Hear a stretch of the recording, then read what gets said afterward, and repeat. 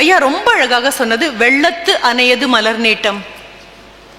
இதற்கு யாரும் பொழிப்புரையெல்லாம் எழுத வேண்டாம், 1.5 வரி தான். அதுக்கு நான் விதின் பிராக்கெட்ஸ் என்னுடைய மெயிலில் ஒரு வரியும் ஆட் பண்ணியிருந்தேன். Your attitude decides your altitude அப்படின்னு போட்டிருந்தேன். உங்கள் கல்லூரியில் இருக்கக்கூடிய லைப்ரரியில் தயவு செஞ்சு போய் தேடி பார்க்கலாம். ஏன்னா உள்ளங்கையில் இருக்கக்கூடிய மொபைலுக்குள்ளே உலகம்தான் வந்திருக்குமே தவிர அறிவெல்லாம் வந்ததாக எனக்கு இன்னும் தெரியல. அறிவு ஞானமும் கண்டிப்பாக நூலகத்துக்குள்ளே தான் இன்னும் பத்திரமா உட்காந்துட்ருக்கு. பொருள் தெரியல வார்த்தைக்குன்னா தெசாரஸ் உங்கள் கையில் இருக்கிற மொபைல் சொல்லும், எங்கெங்கே என்ன நடந்தது மொபைல் சொல்லும், மறுபடியும் ரெஃபரன்ஸுக்கு மொபைல் சொல்லும். ஆனாலும் ஒரு நூலகத்தில் உட்காந்து புத்தகத்தை வாசிப்பதற்கான அந்த நிகழ்ச்சி எதுவும் கிடையாது. ஷிவ் கேரா அப்படிங்கிறவர் எழுதின யூ கேன் வின் அப்படிங்கிற ஒரு புத்தகம். அவர் அதை எழுதி அவர் தான் வின் பண்ணாரு, நாம் யாரும் வின் பண்ணோமான்னு தெரியாது. அதில் he will say your attitude decides your altitude. உன்னுடைய எண்ண ஓட்டம் எவ்வளவு உயர்வாக இருக்கிறதோ அதை பொறுத்து வாழ்க்கையில் நீ எவ்வளவு உயரம் போவாய் என்று. உலகம் பூரா ஆஹா ஓஹோ இது எவ்வளவு அழகான கொள்கை அப்படின்னு கொண்டாடினாங்க. எனக்கு அப்போ தோணுச்சு, இதெல்லாம் 2500 வருடங்களுக்கு முன்னால வள்ளுவர் ரொம்ப சுலபமாக சொல்லிட்டு போயிட்டாரு. உள்ளத்து அணையது உயர்வு. உன் மனசு எவ்வளோ உயரம் போகுதோ அவ்வளோ உயரத்துக்கு நீ போகலாம்.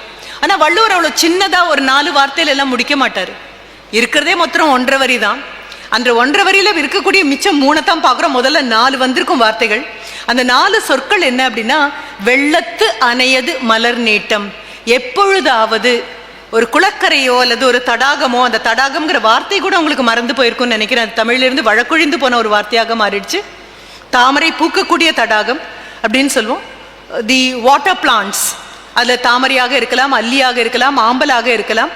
அந்த மலர் பூக்கணும் அப்படின்னு சொன்னால் நீங்கள் பார்த்துருக்கலாம், ரொம்ப கோடைக்காலமாக இருக்கும் பொழுது தண்ணீர் முழுவதும் வற்றி போய் சேறு குழைந்து இருக்கக்கூடிய இடத்துல பூத்தா கூட அது எப்படி பூக்கும் தெரியுமா?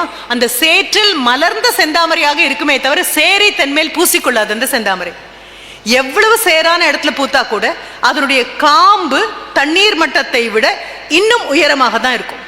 அப்போ பூவுக்கும் அதனுடைய காம்பின் நீளம், அந்த தண்ணீர் மட்டம், இதற்குள்ள ஏதோ ஒரு ஒத்திசைவு இருக்கு. there is some kind of an understanding. ரொம்ப அழகாக வள்ளுவர் சொல்றாரு, வெள்ளத்து அணையது மலர் நீட்டம். நீங்க பார்க்கும்பொழுது கோடை காலத்தினால் அப்படியே சேறு குழைந்திருக்கக்கூடிய அந்த இடத்துல பூத்திருக்கக்கூடிய பூவும் அந்த நீர் மட்டத்தை விட மேலே எழும்பி நிற்கும் அதனுடைய காம்பு. சரி, ஒரு 10 மழை பெழிஞ்சிருச்சு, கண்டிப்பாக தண்ணீர் அதுல நிறைஞ்சிருக்கும், இப்ப பூ முழுகி போயிருக்கும் அப்படின்னு நீங்க கற்பனை பண்ணிட்டு வந்தீங்கன்னா, அப்பொழுது பூவை பார்த்தாலும் அந்த பூ தண்ணீர் மட்டம் மேலே உயர உயர தன்னை உயர்த்தி கொண்டே மேலே போகும். அப்போ ஓரறிவே உள்ள ஒரு தாவரத்திற்கு இவ்வளவு புரியும் அப்படின்னு சொன்னா, 6 அறிவு உள்ள நமக்கு அடுத்த வரி ரொம்ப முக்கியமானது. வெள்ளத்து அணையது மலரின் நீட்டம் இன் ப்ரொபோர்ஷன் வித். தண்ணீரின் மட்டம் உயர உயர தன்னை உயர்த்தி கொண்டே போகக்கூடிய பூவை போல மாந்தர்தம், நம்ம அத்தனை பேருக்கும் சேர்த்தி உள்ளத்து அணையது உயர்வு. மனது எவ்வளவு உயரம் போகிறதோ அவ்வளவு உயரம் உங்களுடைய வாழ்க்கையாக இருக்கும். மனதில் நீங்கள் எவ்வளவு உயரம் கற்பனை செய்கிறீர்களோ, எனக்கு இல்லை கைத்தட்டல், தட்டுவது வள்ளுவனுக்கு தான் கைத்தட்டுறோம், நாம நமக்காக தட்டவே இல்லை. ஒரு 2500 ஆண்டுகளுக்கு முன்னாலே உங்க மனதை பத்தி அவ்வளவு தெளிவாக புரிந்து கொண்டு, உங்களுடைய நண்பனும் உங்களுடைய எதிரியும் உங்ககிட்ட தான் இருக்காரு, யாரை நீங்க பயன்படுத்திக்க போறீங்க உங்ககிட்ட தான் இருக்கு. ஒரு பூவுக்கு இது புரியும் அப்படின்னு சொன்னா 6 அறிவுள்ள மனிதனுக்கு இன்னும் அதிகமாக புரியணும் தானே? இதுதான் இந்த கேள்வி. இது அவ்வளவு அழகாக அப்துல் கலாம் ஐயா சொல்லி முடிச்சாரு. சொன்னது மட்டும் அல்ல, அத்தனை பேரையும் திருப்பி சொல்லவும் வச்சார். உங்ககிட்ட வரணும், உங்ககிட்ட பேசணும் அப்படிங்கும் பொழுது நான் 2 தலைப்புமே கொடுத்திருந்தேன். தமிழும் கொடுத்து விதின் பிராக்கெட்ஸ் இங்கிலீஷையும் கொடுத்திருந்தேன். இப்போ நம்ம மறுபடியும் நம்மளுடைய எல்லைக்குள்ள வரும். உள்ளத்து அணையது உயர்வு. உயர்வு அவ்வளவு சுலபமான விஷயம் கிடையாது. மேடி ஏறி வந்துட்டோம் அப்படின்னா, உங்களை விட இன்னும் உயரமான இடத்துல இருக்கேன் அப்படின்னா உயர்ந்த நபர்னு பொருள் எடுக்க முடியாது. நிற்கக்கூடிய இடம் உயர்வாக இருக்கலாம், ஆனால் உயர்வான நபராக மாறணும் அப்படின்னா அதற்கான ஒரு தகுதி கண்டிப்பாக வேணும். இந்த வயசுல மட்டும்தான் அந்த தகுதியை வளர்த்துக்க முடியும். இந்த வயசுல மட்டும்தான் எந்த பிரச்சனையும் உங்க தலைக்குள்ள வராம உங்களை சுத்தி மிக அழகாக உங்க கல்லூரி ஒரு it has got a buffer, ஒரு கவசம் மாதிரி ஒன்று போட்டிருக்கு. நான் சொன்னேன் இல்லையா, இந்தியாவிலே எல்லாம் படபடப்பான நிலையில இருக்கும் பொழுது ஒரு தொலைக்காட்சி பெட்டியோ அல்லது ஊடகங்களையோ திறந்த அடுத்த நிமிஷம் வந்து கொட்டக்கூடிய செய்திகள் எதனாலும் பாதிக்கப்படாமல் இங்கே இருக்கக்கூடிய குழந்தைகள் இவ்வளவு நிம்மதியாக இருப்பதற்கு ஒற்றை காரணம், யாருடைய மகனோ, யாருடைய மகளோ, யாருடைய தகப்பனோ, தாயோ, யாருடைய மனைவியோ, யாருடைய சகோதரியோ, யாருடைய சகோதரனோ, மகனோ, எல்லையில் உங்களையும் என்னையும் காப்பாற்றுவதற்காக, நம் முகம் கூட தெரியாத நம்மை காப்பாற்றுவதற்காக அங்கே பொறுப்பை எடுத்துக்கொண்டிருப்பதால் இங்கே எல்லாரும் அமைதியாக உட்கார்ந்துருக்கோம். இந்த கைதட்டல் தான் நம்மளால அவங்களுக்கு கொடுக்கக்கூடிய ஒன்று. எந்த படபடப்பு அப்ப நம்மளால செய்யக்கூடியது என்னவாக இருக்கும் அப்படின்னு சொன்னா, உள்ளத்தினுடைய உயர்வை கொஞ்சம் கூட மேலே கொண்டு போகணும். ஐ அண்டர்ஸ்டாண்ட், நேச்சுரோபதி குழந்தைங்க இருக்கீங்க, யோகா குழந்தைங்க இருக்கீங்க, ஆசிரியர்கள் இருக்கீங்க, காமர்ஸ் இருக்கீங்கன்னு மேம் சொன்னாங்க, நர்சிங் ஸ்டூடெண்ட்ஸ் இருக்காங்க. நான் மேடையில் இருக்கக்கூடிய எல்லா பிரின்சிபல்ஸையும் பார்த்துட்டு அவங்க குழந்தைங்கெல்லாம் இங்கே இருப்பாங்க அப்படின்னு நினைச்சேன். ஏன்னா வெல்கம் அட்ரஸ் கொடுக்கும்போது அவங்கவுங்க பேரை சொல்லும்போது கைத்தட்டல் ஒவ்வொரு இடத்துல இருந்து வந்தது. ஒவ்வொரு இடத்துலேருந்து கைத்தட்டல் வரும்போது அவங்களுடைய குழந்தைங்கெல்லாம் இங்கே வந்து உட்காந்துருங்க. நான் மறுபடியும் குழந்தைகள்னு சொல்றதுக்கு ஒரு காரணம், ஐ நோ யூ ஆர் 18+. அது தெரியாம இல்லை. I know you are 18+. இதுவே நான் இன்னொரு விதமாக கூட சொல்வேன். பள்ளிக்கூடங்கள் இருக்கும்போது தான் it's a college for boys and girls.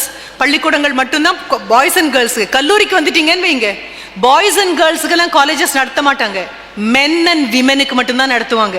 College for men, college for women, higher secondary school for boys, higher secondary school for கேர்ள்ஸ்னு இருக்கலாம். இப்போ 18 தொட்டாச்சு அப்படின்னாலே உங்ககிட்ட எதிர்பார்க்கக்கூடிய என்ன நீங்க செய்வீங்க அப்படின்னு எதிர்பார்க்கணும் அப்படின்னா கண்டிப்பாக வளர்ந்த ஒரு நபருக்குரியதாக தான் இருக்கும்.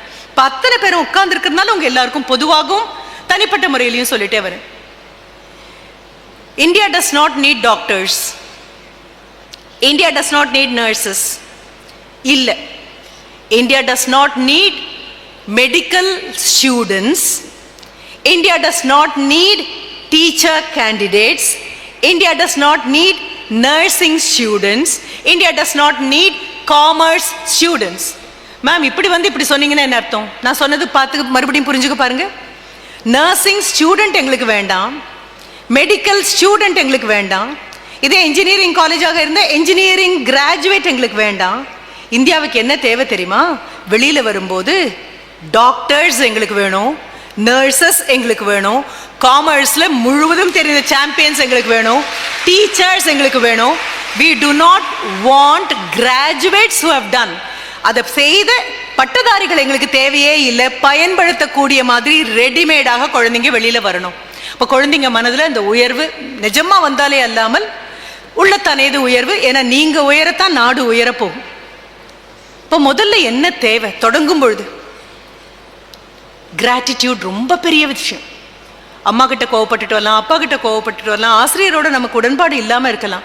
ஆனால் நான் இப்போ உள்ள வரும்போது சொன்னேன் இல்லையா, இப்படிப்பட்ட ஒரு அரங்கத்தில் உட்காந்து என்னுடைய கல்லூரி நாட்கள் போனதில்லை, பள்ளி நாட்கள் போனதில்லை. நான் போகக்கூடிய கல்லூரிகளிலும் பள்ளிகளிலும் கூட கண்டிப்பாக இவ்வளவு பெரிய அரங்கங்கள், இவ்வளவு வசதியான அரங்கங்கள், இந்த குழந்தைங்க வந்தால் இப்படி அமைதியாக உட்காரணும் அப்படிங்கிற அளவுக்கு பார்த்து பார்த்து செய்த மாதிரி எதுவும் கிடையாது. இப்போ முதல்ல you are eternally indebted to the institution which grooms you.